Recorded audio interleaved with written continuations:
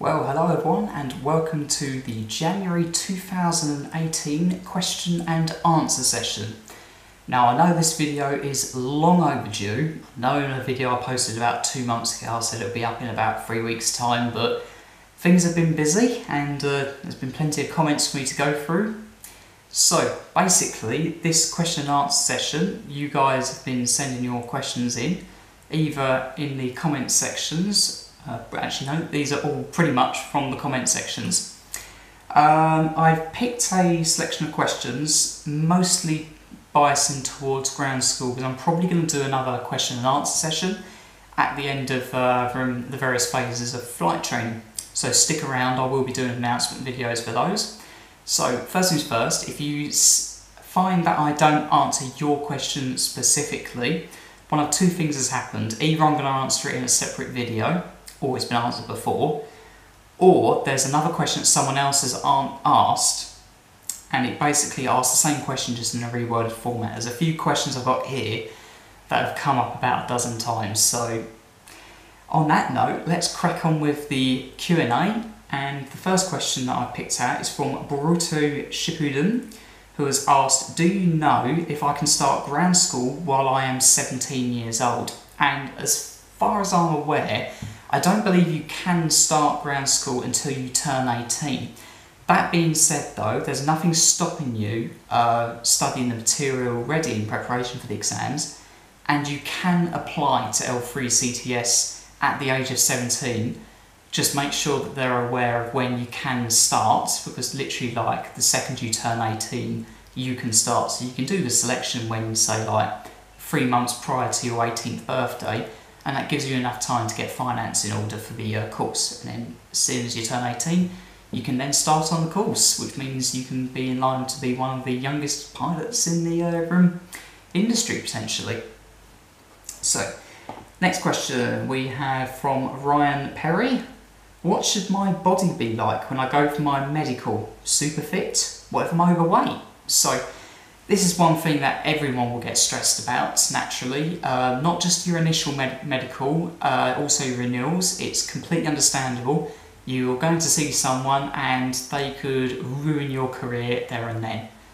It's easier said than done, but try and be as relaxed as possible. I know when I went for my initial medical and I did my ECG, they said, try and calm down a bit, your heart rate's a bit high, and I was just like, it's pretty hard to control your heart rate when you've got everything on the line, but just do what you can. Breathing exercises, eat dark chocolate, anything. Do you need to be super fit? It helps, but you don't need to be a marathon runner to be a pilot. Just as long as your weight is fairly normal, so the body mass index, you can get away with being a little bit overweight. Just be warned though that if you go obese, chances are you will lose your medical, and if you are overweight, one of the things your aeromedical examiner might ask for is that at your next medical they will expect you to have lost weight. And it also works in the opposite direction. For example, if you're borderline underweight, they might say, hey, you might want to eat a few more pies because you've got a bit of extra room there. Like, you don't want to be underweight. So basically, you just want to be a well-rounded person when it comes to the medical. Like, you don't have to be super fit, but yeah, the fitter you are, the better. I mean, you're going to be putting yourself under a lot of stress in this industry, so it does help. Hassan Ahmed has asked, I am currently doing my GCSEs and I'm curious on what you achieved for your GCSEs and A-levels. So I've had a few people ask this question. I'm not going to give any specifics away. You should at the very minimum have 5 GCSEs, A to C, well, A to C grade equivalent. I know the whole GCSE A-level system grading system is going to be changing to numbers, which I have no idea how it works, but I'm sure we'll find out soon. So you want 5 A to C grade equivalents, including maths, English, and a science. That is the absolute minimum. For A-levels, I would certainly recommend doing some form of A-levels before doing flight training. it's good to pass time, and it keeps you in the educational format. In terms of what you should do for A-levels, you should do something you're good at and you enjoy. If you want a bit of advice on picking subjects, maths and or physics is quite good. Geography, yeah, that could be quite a good one as well. But those three subjects are generally quite useful. If you're feeling particularly brave, take all three, but I will warn you, they're hard. I'm also going to talk a bit about degrees at this point, because I personally did a degree, but this was back when the tuition fees were not £10,000 and living expenses were a little bit cheaper. That being said, I did spend a lot of money on university, and for me personally, I found it was very beneficial going to university. It gives you a lot of life skills, and it also provides you with a lot of like team building and self-study, and that self-study part is very critical for ground school and L3. That being said though, if I was applying to university right now with the current rates, I would probably go straight into flight training, and yeah, it's a tricky one because at the end of the day flight training does cost a lot of money, and you don't really want a massive uni debt as well going into that. I mean, I know people now who have university debts that are £50,000-60,000. It's just a crazy amount of money, and considering that you're going to be spending another £100,000 on flight training, yeah, you want to try and keep your debts as low as possible. But if the university option is open to you, there are benefits of doing that, and I believe there are also some aviation related degrees that you can do. But the beauty of a degree is it is a fallback option. So for example, if you lose your class 1 medical. James Blair Hickman, I've got you down for 2 questions here actually. Is it bad to join straight out of school? No, it isn't. I mean, I've sort of covered this in the previous comment. Like, if you are very self-disciplined and you are passionate and you know what the end goal is going to be and you're happy to put the hours in, there is nothing stopping you joining straight from school.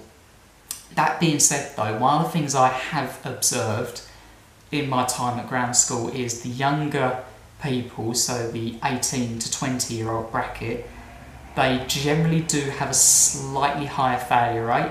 They do struggle a little bit more, but that's just because there's a little bit less lifetime experiences.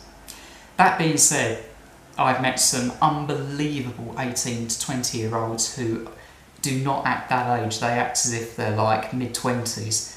So I'm not saying if you're 18 and you want to decide whether to go for it or not, I'm not going to put you off, but generally speaking, you are at a slight disadvantage. It's not a big one, but if the university option isn't available to you, you've got 2 options. You can either go straight in and go for it, or maybe do 1 year's like work experience, just so you can get some life experience. But the danger of that is you leave the educational habits, and you need to keep that up going into this training. You also asked about, are the exams really difficult and do they require a lot of work? Simple answer is yes, they are hard and they do require a lot of work. Difficulty wise, the hardest thing about ground school is the timing of it. You've got to pass, well, the target is to pass 14 written exams in 6 months.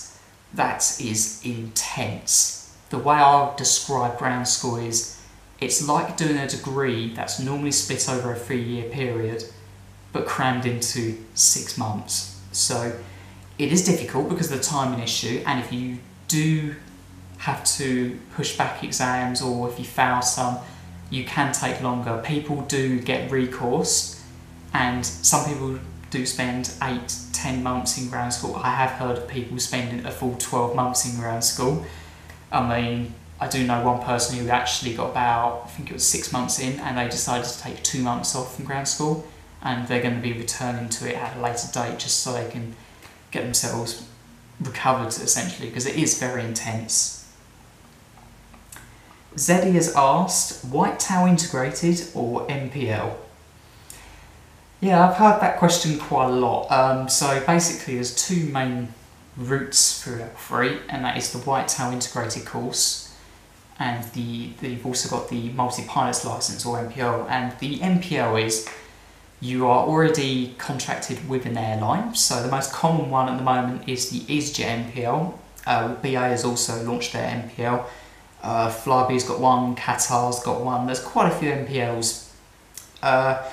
One of the things I have noticed, like in ground school, there's no difference between integrated and MPL. Like for example, EasyJet, they've got 3 different routes, and all 3 of them start the same way. And I think they have this like upgrade program where you start on an integrated course, and then if you do well in ground school and EasyJet have a requirement for you, they can then upgrade you onto the MPL course. That being said though, I've been in New Zealand for a little while and I've observed quite a few MPL cadets, and there is a trend that I have noticed with the MPL courses. They do generally fail more lessons. That's because with the MPL you are literally shown something once and then you're expected to be able to perform it straight away. Which is great if you get it straight away, terrible if you don't get it first time. It's very difficult to stay on top, and that's why there is a high lesson failure rate. People do make it through the course, but you will be warned, if you're on the MPL and you don't have previous flight experience, expect to have some X flights on your record. There's nothing wrong with that, happens all the time. Whereas with the Whitetail integrated course, we get shown things once or twice, and then we get a lot more time to work on it. So if we didn't get it the first time, then we can use that time to try and work out how we want to do it. And if we do get it the first time, we get lots of hours to refine it. I think we almost get double the amount of time in actual aircraft. So before I proceed to the next question, I'm just going to recycle the camera because the memory card does have a habit of filling up. So back in a minute. Okay, so we're back on now. So the next question comes from Mullins108.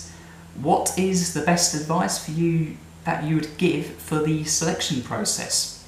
Well, the first thing I would say is, actually, I think this comment was written before this, but basically I now have a video that talks about the L3 selection process. If you haven't watched it already, go onto my channel and type in L3 selection, it will come up. I think if you just type in L3 selection on YouTube, it's probably the top result at the moment.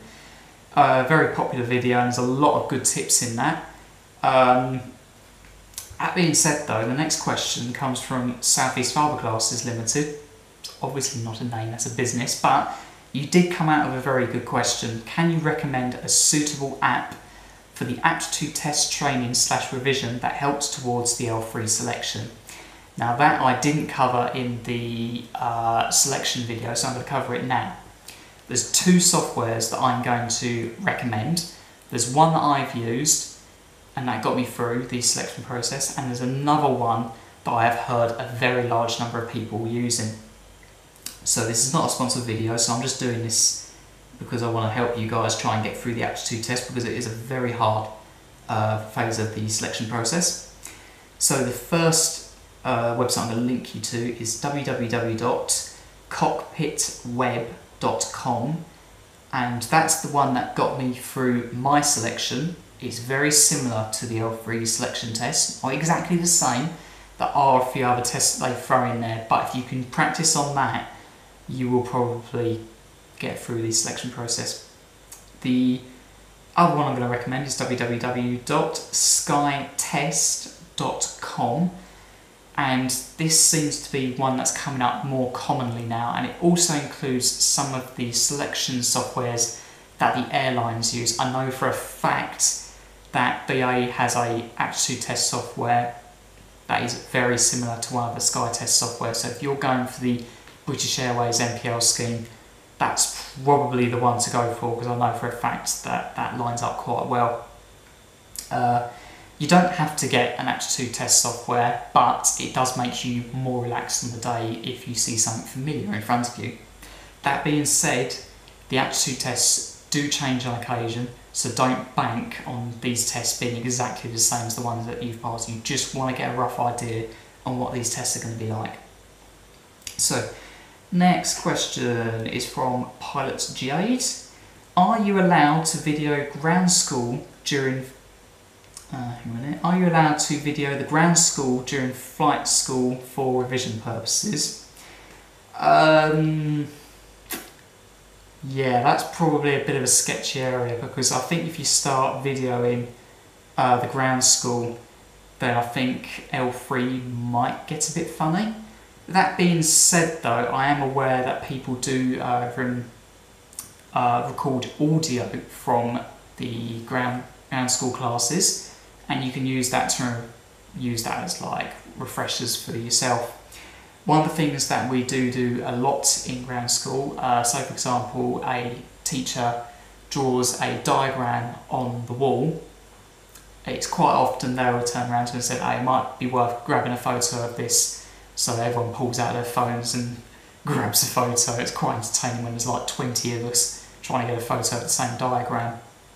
But yeah, that's it's just the case. I think it's just a copyright thing at the end of the day. L3 wants to protect their training, so video-wise, I think they'll be a bit funny, but I think audio-wise, probably get away with it. I've already answered that one. Ronnie Bidrager, I've got two questions here. Do you have any tips before rocking up to L3 and starting ground school? And your second question, just wanted to know if L3 provides you with binders, folders, paper for your study, or should I just get that beforehand from a shop? So, before rocking up to L3 for your ground school, you should buy some basic stationaries like paper, pens, highlighters, but don't go mad. I mean, we do have access to printers on site, and some of the instructors do issue us with a lot of revision notes that they have created over the years. Some of them have created them personally and got them authorised for L3. Others are just the standard L3 notes. So yeah, personally what I did was I got the notes and highlighted them. The notes can be either in paper form or through iPad. We do have access to PadPilot iBooks for the course. Artem Talash has asked, do you find it better to do some database tests than studying books in order to pass the exams? And I'm also going to answer another question at the same time from the Legend of the Peach, and it's, is it true that pilots have access to all of the questions for the exams and just learn the answers? That last question, it used to be true to a pretty large extent. People worked out that the Civil Aviation Authority asked the same questions over and over again, and that they didn't really update the question banks.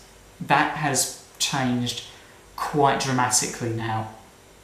The databases have been overhauled in the last 6 months, and it's not just multiple choice answer questions now. There is what we called boxed answers, where you're given a question and you have to just put an answer, type an answer in. So yeah, you do actually have to know your knowledge extremely well to pass these exams now. That being said, they are more than passable. But to come back to that previous question from Artem, it's definitely well worth doing database tests because it gives you a good idea of what the format of questions are like, what they generally ask. Like I think there's like 3 major question banks that I'm aware of. So we have ATPO Online, Bristol Ground School Online, and AV Exam, or Have Exam as it's also known as. And you don't need to buy all 3, just buy one of them. I've personally used 2 different ones. I've used ATPO Online and Bristol Ground School. Yeah, some banks are better for some subjects than others. It does help to do these question banks because you can then identify where your strong points are and where your weak points are, and it's very good to refine your revision based on how you're doing these bank tests. But don't just sit there and do 1,000 questions and go, oh, I've got 90% in all of these, I'm doing fantastic. Keep going, because there are new questions appearing in the banks and you just never know when you might get a surprise question from the CA that's in the course, but the question banks might not have picked up on them, so just watch out for that.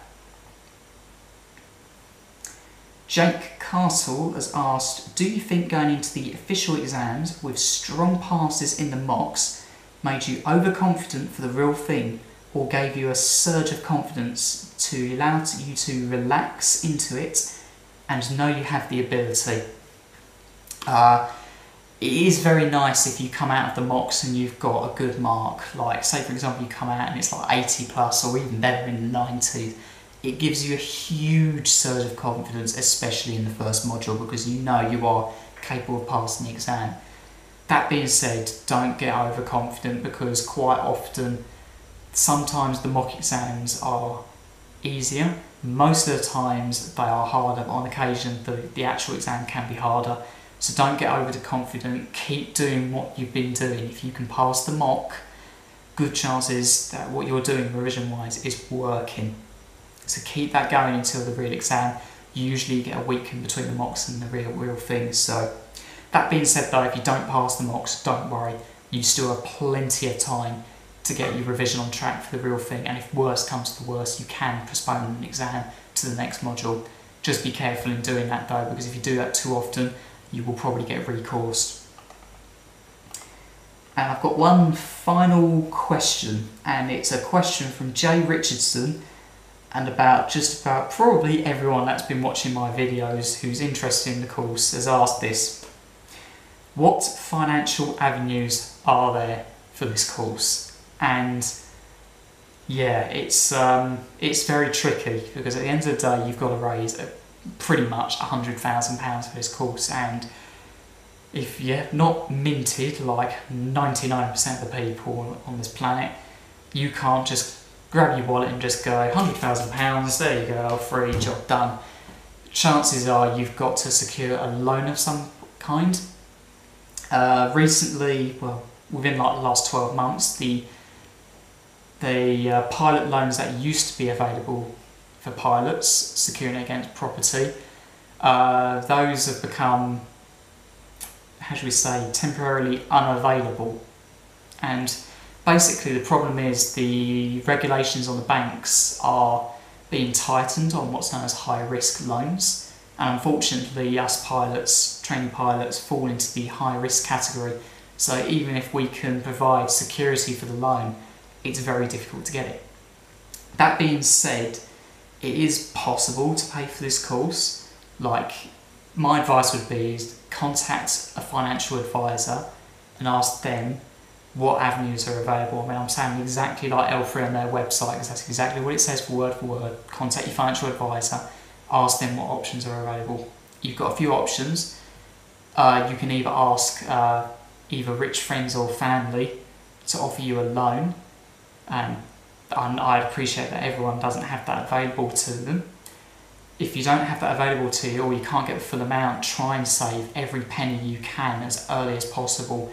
This is what I did at university. Instead of staying in student halls, I stayed at home and commuted in, and I saved a fairly large amount of money doing that. Like, it's a 5-figure sum, so if you do go to university and you get a fairly generous student loan, then you can contribute that towards the cost of your flight training. There are ways around it. You can do some work beforehand, like say for example, even whilst your application is going on, do some work. Even if you work for a couple of years after like completing your A-levels, just to get the experience is a good thing, but to get an extra bit of money in the pocket really helps. But at the end of the day, I'm going to go on a little bit of a rant here. My personal opinion is the banks and the airlines are not doing enough for us trainee pilots. There are a lot of people who would make fantastic pilots, and I'm sure many of you are watching right now, who just can't get hold of the resourcing to train to be a pilot. The other option would be is to go down a modular route. Yeah, you can go down that way, but what you've got to be aware of, it takes a lot longer to do your training that way, and it doesn't really save you a huge amount of money in the long run. my advice would be is try and get yourself in a financial position where you can pretty much pay for the course and then just smash it out in 18 months. I think that's probably the best way of doing it. So on that slightly somber note, I'm going to round up the January 2018 question and answer session. I hope you all really appreciate this. It took quite a while to filter out the really good questions from the not so good ones. Apologies if I didn't get round to your question. I'm not saying it's not good enough. It's just I feel I had enough questions here to complete the video. So, am I going to be doing another question and answer video? Very likely yes. I'm not going to commit to a date, but it will probably be after one of the major events. So probably either when I finish the foundation phase here in New Zealand, or possibly the whole of New Zealand. Depends on how things go with timing. So on that note, thank you very much for watching. Feel free to leave a like on the video. Subscribe to the channel if you want to see more question and answer videos, or you just want to enjoy my series a bit more. The Life as an L3 CTS Cadet Pilot has been going very strongly, particularly recently actually. I noticed the view counts went above 5,000 for the last 28 days, so that was quite a surge. A lot of that has come from the selection video. So once again, thank you very much for watching, and I'll see you in the next video. Take it easy. Bye bye.